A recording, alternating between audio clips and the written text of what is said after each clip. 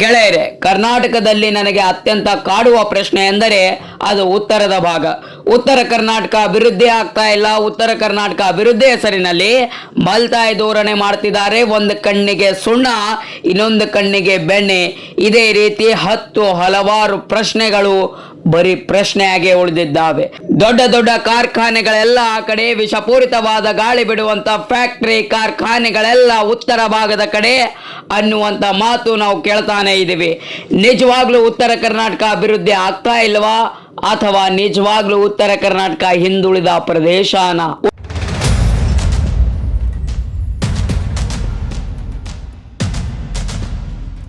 ಉತ್ತರ ಕರ್ನಾಟಕ ಒಂದು ಕಾಲದಲ್ಲಿ ಬಲಿಷ್ಠ ಸಾಮ್ರಾಜ್ಯಗಳಿಗೆ ನೆಲೆ ಕೊಟ್ಟಂತ ಭೂಮಿ.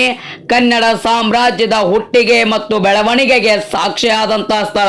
ಚಾಲುಕ್ಯರು, ರಾಷ್ಟ್ರಕೂಟರು, ಕಲ್ಯಾಣದ ಚಾಲುಕ್ಯರು, ವಿಜಯನಗರದ ಅರಸರು, ಹೀಗೆ 4 ಬಲಿಷ್ಠ ಸಾಮ್ರಾಜ್ಯಗಳ ರಾಜಧಾನಿ ಇದ್ದಿದ್ದು ಇದೇ ಒಂದು ಕಡುಗಪ್ಪು ಮಣ್ಣಿನಲ್ಲೇ.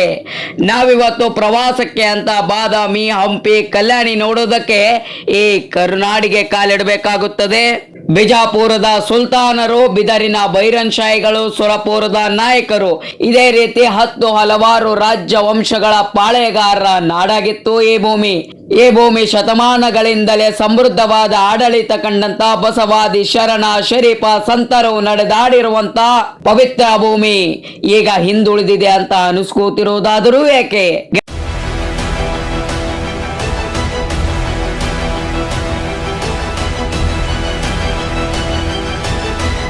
ಗೆಳೆಯರೆ, ಉತ್ತರದಲ್ಲಿ ಏನಿಲ್ಲ ಹೇಳಿ, ಫಲವತ್ತಾದ ಭೂಮಿ ಇದೆ. ಇಲ್ಲಿ ಜೀವ ನದಿಗಳಿವೆ. ಕೃಷ್ಣ, ಭೀಮಾ, ತುಂಗಭದ್ರಾ ನದಿಗಳು ಈ ಮಣ್ಣಿನಲ್ಲಿ ಚಿನ್ನ ಬೆಳೆಯುವಂತೆ ಮಾಡಿದೆ. ಘಟಪ್ರಭಾ, ಮಲಪ್ರಭಾ ಪಕ್ಕದಲ್ಲೇ ಸಕ್ಕರೆ ನಾಡು ಮೈ ತೆಳೆದು ನಿಂತಿದೆ. ದಕ್ಷಿಣ ಭಾಗದಕ್ಕಿಂತ ಅತಿ ಹೆಚ್ಚು ಸಕ್ಕರೆ ಕಾರ್ಖಾನೆಗಳಿಲ್ಲಿವೆ. ದಕ್ಷಿಣ ಭಾಗದಕ್ಕಿಂತ ಅತಿ ಹೆಚ್ಚು ಭತ್ತ ಬೆಳೆಯುವಂತ ಭೂಮಿ ಇಲ್ಲಿದೆ.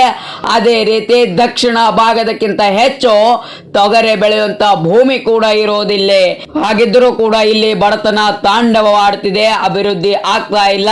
ಫಲವತ್ತಾದ ಭೂಮಿ ಇದೆ, ಸಾಕಷ್ಟು ನೀರಿದೆ. ಆದರೂ ಕೂಡ ನಮ್ಮ ನಾಡಿನ ಯುವಕರು ಬೆಂಗಳೂರು, ಸೋಲಾಪುರ, ಮುಂಬೈಗೆ ಹೋಗಿ ಇನ್ನೊಬ್ಬರ ಕೈ ತೆಳಗೆ ದಗದ ಮಾಡುವಂತ ಪರಿಸ್ಥಿತಿ ಇವತ್ತು ಕಲ್ಯಾಣ ಕರ್ನಾಟಕ, ಉತ್ತರ ಕರ್ನಾಟಕದ ಯುವಕರಿಗೆ ಬಂದೊಡಗಿದೆ ಬಂಧುಗಳೇ. ಶರಣರ ನಾಡಿನ ಕೂಸುಗಳ ಬದುಕು ಎಲ್ಲಿಗೆ ಬಂತು ಅಂತ ಯೋಚನೆ ಮಾಡಿ. ಉತ್ತರ ಕರ್ನಾಟಕದ ಜನ ಬಹಳ ಮುಗ್ಧ ಮನಸ್ಸುಳ್ಳುವಂತ ಜನ. ಇಲ್ಲಿ ಯಾರೊಬ್ರು ಕೂಡ ತಮ್ಮ ನಾಯಕರಿಗೆ ಪ್ರಶ್ನೆ ಮಾಡೋರಿಲ್ಲ. ಇದನ್ನು ನಾನು ಅತ್ಯಂತ ನೋವಿನಿಂದ ಹೇಳುತ್ತೇನೆ. ಯಾವತ್ತಾದರೂ ನಾವು ನಮ್ಮ ನಾಯಕರನ್ನು ಪ್ರಶ್ನೆ ಮಾಡಿದ್ದೇವೆ? ಊರಿಗೆ ಬಂದಂತ ಅನುದಾನ ಏನಾಯ್ತು ಅಂತ ಯಾರೊಬ್ರು ಕೂಡ ಇಲ್ಲಿ ಕೇಳೋರಿಲ್ಲ. ನೀವು ಮಾತ್ರ ಬಿಸಿಲೇರಿ ನೀರು ಕುಡಿತೀರಾ, ನಾವೇಕೆ ನದಿ ನೀರು ಕುಡಿಬೇಕಂತ ಇಲ್ಲಿ ಯಾರೊಬ್ರು ಕೇಳೋರಿಲ್ಲ.